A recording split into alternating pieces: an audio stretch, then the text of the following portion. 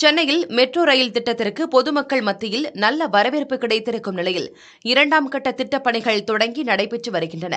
118.9 kilometre தூரத்துக்கு மேற்கொள்ளப்படும் இந்த 2ஆம் கட்ட திட்டப் பணிகளுக்கு 63,246 கோடி ரூபாய் நிதி வழங்கப்படும் என தெரிவிக்கப்பட்டிருந்தது.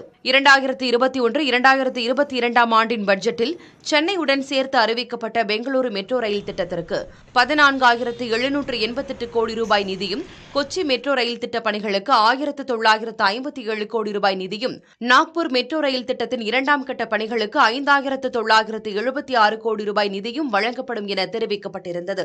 இந்நிலையில் சென்னையை தவிர இதர 3 மெட்ரோ ரயில் திட்டங்களுக்கு மட்டும் மத்திய அரசு நிதி ஒதுக்கியுள்ளது தகவல் அறியும் உரிமைச் சட்டத்தின் வாயிலாக தெரியவந்திருக்கிறது.